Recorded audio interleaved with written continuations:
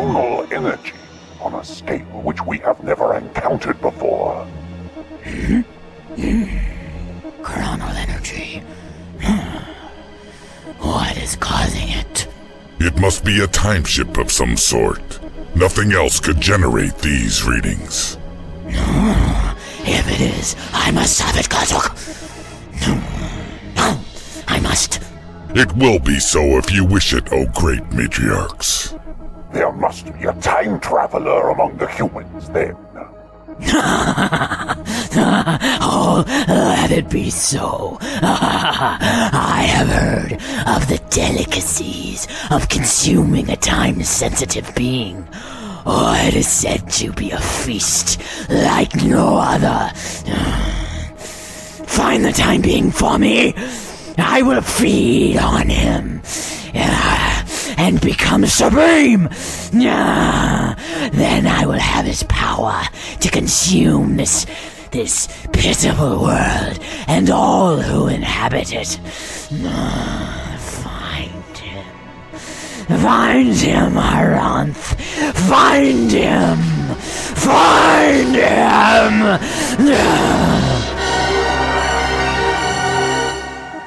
Matriarchs, we have enough power to send 2 of our number through the dimensional barrier and stay there for an extended period of time.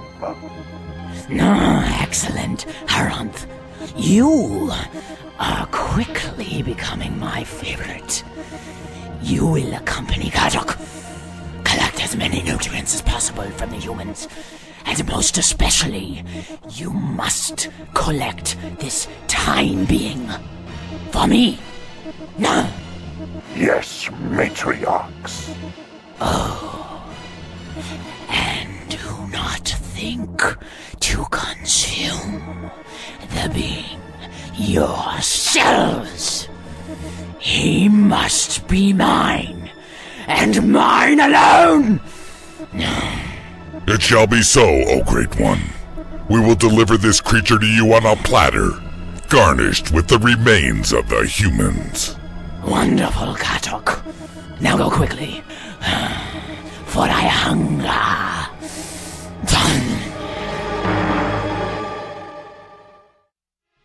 Le Vacant, are all the men and items accounted for? Captain, we should be ready to meet the crew of the Terror as soon as Seaman Seeley returns from the ship. What the blazes is he doing on the ship? We have disembarked from her, Mr. Le Vacant. Don't the men understand what that means? Yes, sir. Apparently Seeley forgot his diary. His diary? Yes, sir. He's been chronicling our journey in it. He thought it might be useful. What would I need some enlisted man's ramblings for? Send someone to fetch him immediately. Yes, sir. Coombs, I have a job for you. This just shows how undisciplined the crew has become since Crozier took over. Just look at how that boy is carrying those supplies. Chambers! What in the Lord's name do you think you're doing? Sorry, sir. It slipped out of my hand. It slipped because you were careless, boy. Yes, sir. Well, don't just stand there and stare at me with your tongue tied. Pick it up. Sir, the Ibris.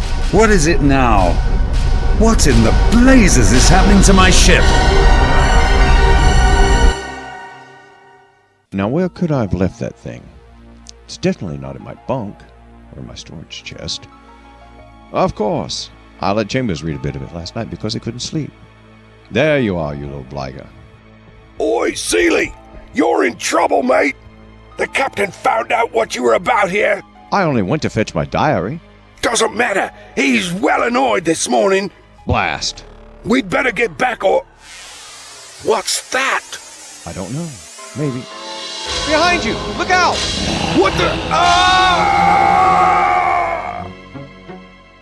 Captain, all the crew and provisions are accounted for on shore. We stand ready, sir. Thank you, Lieutenant. What about the doctor and his young friend? Good morning, Crozier. Ah, there you are. Are the 2 of you ready to leave?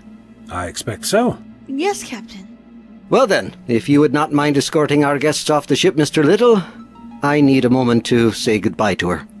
Yes, sir. Come along, you two. Poor chap. It's always difficult for a captain to leave his vessel for the last time. I imagine it's much the same for you having lost your ship. In some ways it's worse. The bond between a Time Lord and his TARDIS is hard to explain unless you've experienced it. She's my longest and most faithful companion. I suppose I'm chopped kidneys. The 21st century American expression is chopped liver, not kidneys. And you know that you have a very special place in my hearts, Chris. I know, Doctor. I miss the TARDIS too. It'd be difficult to adjust to life without her. Without her? Oh, fiddlesticks. She'll turn up, I dare say. It'll take more than a pan-dimensional hiccup to keep me and the old ship apart, you'll see. Yes, Doctor. All right, men. Bring that boat over here and line her up with the others. I thought we were crossing land, not sea to arrive at our destination. We are. The boats are for a river we have to get to. Once we get to the river, we can travel down it to a trading outpost for help. Can't really reach it without them. Are they not heavy? Very. We have a lot of men, however, and most of us are still in good health thanks to eating full provisions for so long and having the ships to protect us from the cold. Fortunately, we also have these large sleds that were built while the captains thought we were still missing. It'll still be a struggle to haul them. We don't really have another option. Do you have enough for everyone? Captain Fitzjames is bringing more from the Ubris. Together we have 4 whaleboats, 4 cutters, and 2 jolly boats, which will also double as shelters with the boat covers that they have sewn on. We also have tool chests and repair kits in case any of them get damaged along the way. Very thorough. I can see that Crozier was quite busy while we were gone. You'll also both need these. Goggles? Handmade from wire mesh meant to protect you from snow blindness. One of the dangers we will face on our journey. You seem to have thought of everything, Captain. My condolences about having to leave the Terra behind. She's a fine ship, but her work is done. It's up to us to make it now. That's odd. The Terra's getting difficult to see. Is this the snow blindness you speak of? I doubt it. I feel the instability again. We'd best get as far away as we can. Little, help me with the doctor. Crozier, thank goodness you made it off. Is anyone on board the Terra? No, I was the last to disembark. You were lucky. The Erebus is also gone with 2 of my crew, Seeley and Coombs. Coombs had forgotten his diary, apparently, and had gone back to retrieve it. Seeley saw what was happening and went to get him. The poor fools. They may still be alive. These warps appear to be sending objects elsewhere. As long as they landed safe, they should be all right. Sirs, this instability thing is getting bigger. Let's move it, men. Leave everything behind. Go! You're not gonna make it! Go! Leave without me. Just keep Chris safe. Absolutely not, Doctor. We don't leave a man behind. Up you go, Doc. I appreciate the futile gesture, gentlemen, but we appear to be surrounded. It is all around us! There's no place to go! What can we do? Perhaps if I can reverse the...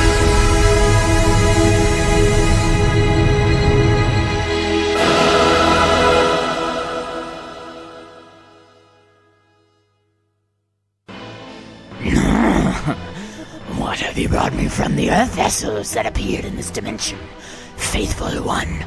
Oh, matriarchs, there were but 2 morsels on the first Earth ship. The other one was deserted.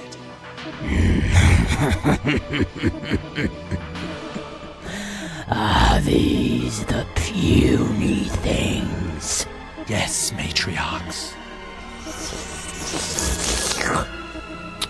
I have longed to taste one of these creatures myself. But which one? This one is still conscious. Excellent. I love it when they squirm. No, please. What are you? I am the matriarchs of this vessel, and you are lunch. Oh!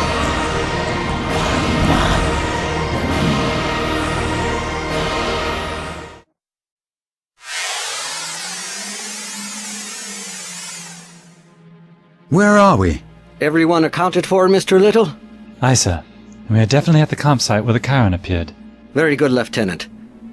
Well, Doctor, it looks as if these space jumps of yours are real after all. Of course they are. I'm not delusional, you know. Well, if all of our men and most of our supplies are here at the camp, Then where are the Erebus and the Terror? I suspect that due to their size and mass, they are most likely shifted into the other dimension that I detected on my scanner. We were very lucky indeed. If we'd been spread out more, or if the time-space jump had been more unstable, we would have been scattered all over the area, or trapped in the other dimension. You say these jumps affect both space and time. How much time? According to my watch, 3 days have passed. Preposterous! This whole business is preposterous.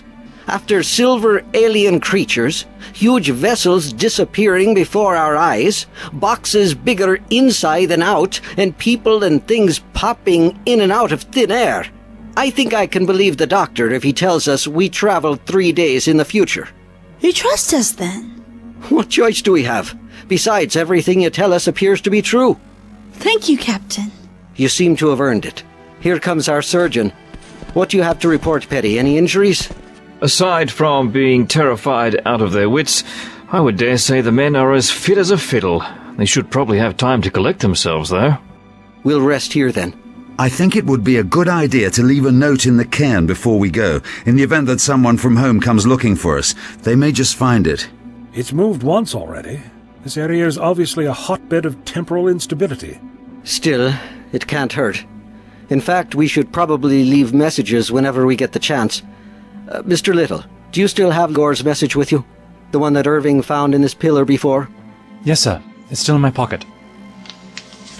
Here you are, sir. Sergeant Tozer, fetch my clerk, Mr. Heltman, to take down a letter for me. Aye, Captain.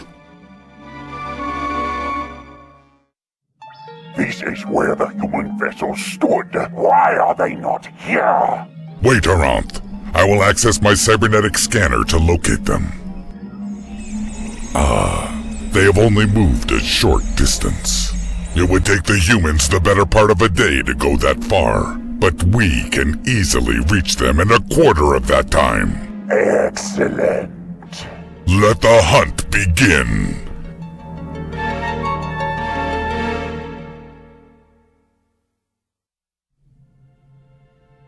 Hello, Liak. May I join you? Certainly, Christine. Where is the doctor? He is working on some device he brought from the TARDIS with him. He tells me that it will allow him to control the space jumps to a degree. He is a mighty shaman, much like my father. I miss him, and my sister so much. You have been very quiet today. Is something wrong? Fitzjames and his men hate me. I can feel their disgust when they look at me. It is exactly the same as it is with my tribe after my father died. I know how you feel. Before I met the doctor, I was treated as an animal. But the doctor taught me self-respect, and that I deserved to be treated with such bravado. You deserve it too, no matter what they think. They do not like the doctor and me either. Do not let it bother you. They are not worth it. I wish I could belong somewhere. I should have left with Pooja. Is Pooja your sister? Yes. She's older and stronger than I. She had no fear of being alone. I could not bear the thought of living like that. I believe the doctor would call you a people person, whatever that means. The doctor does seem to speak strangely at times, even stranger than your average white man. Yes, he does.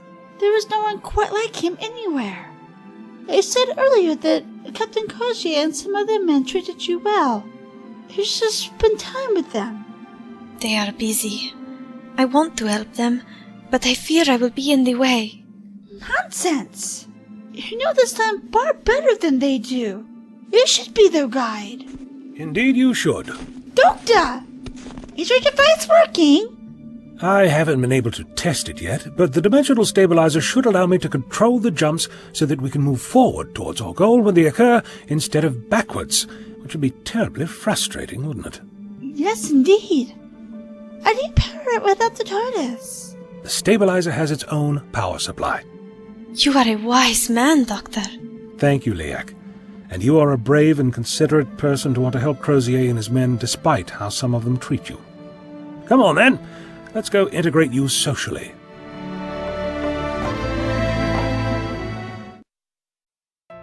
Nine officers and 15 men. Read the message back to me if you would, Mr. Heltman. How's it coming? Let me see. Help yourself. Oh, thank you. Very kind. April 25th, 1848. Her Majesty's ships Terror and Erebus were deserted on 22nd April, 5 leagues north-northwest of this, having been beset since the 12th of September, 1846. The officers and crews, consisting of 105 souls under the command of Captain R.F.M. Crozier, landed here in latitude 69:37 degrees north, longitude 98:41 degrees west. Sir John Franklin died 11th of June, 1847. The total loss by deaths in the expedition has been to this date 9 officers and 15 men. Why do you not mention the Tupalax in your message? We have no proof. Any other explorer would assume we'd gone mad if we left a letter with descriptions of monsters and disappearing ships. If we find some proof, we'll include it in a future message. Should you not warn them about the danger somehow? I've thought about that. I can't think of a way of warning them without them assuming that we are either insane or that the Inuit are somehow responsible. I'm afraid of the retribution that could be brought onto Liak's people. Captain, looks like there's a storm brewing. All right, men. We'd better finish setting up and get into shelter before this storm hits. Crozier, I still say that we should head to Baffin Bay, where we could meet up with a whaling fleet this summer. That is a slim chance at best. If we go to Bax River, we can take the river to Hudson's Bay Company Outpost. What do you think, Doctor? Bax River seems the wisest choice to me. It's a more certain chance of rescue. Bax River it is. Mr. Helpman, at the end of the message write, and start tomorrow, the 26th, for Baxfish River. The letter is a little dry. Could I write an amusing anecdote at the end? No. Mr. Little, put the letter in the cairn and get some men to cover the opening. Aye, sir. How about a limerick? Something like, there once was a Dalek from Scarrow whose voice sounded something like Charo. No!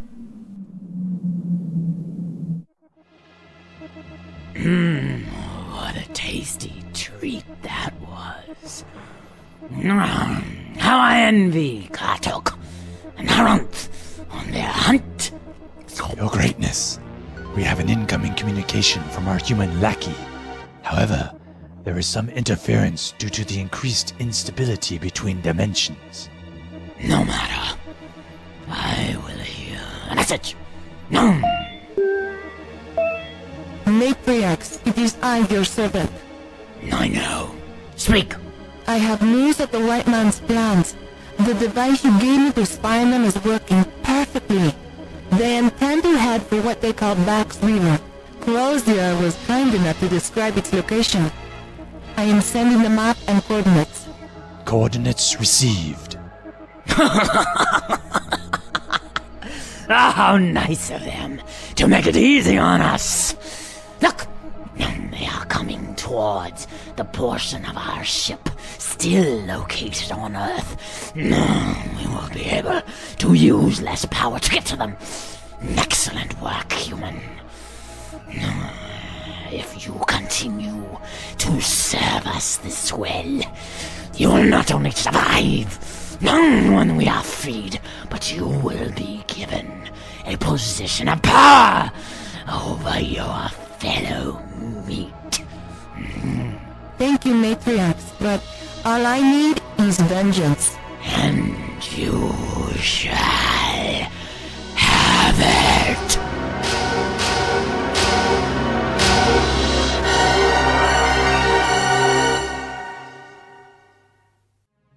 What have all this metal poles all over the camp for? The makeshift lightning rods intended to protect us from these storms. They get quite nasty up here. This area is especially vulnerable to lightning strikes. Wonderful. Don't worry, we'll be alright. No! Get away! The creatures are here! Men, get your guns! I know them. Of course I should have realized. Not Tupalax, Taplex. One of the most dangerous predatory species in the galaxy. Lieutenant! Sergeant Tozer, fire Will! Try to avoid hitting Reed and Hornby! It's not working, Lieutenant. The Taplex are extremely difficult to kill. How do we stop them? We don't.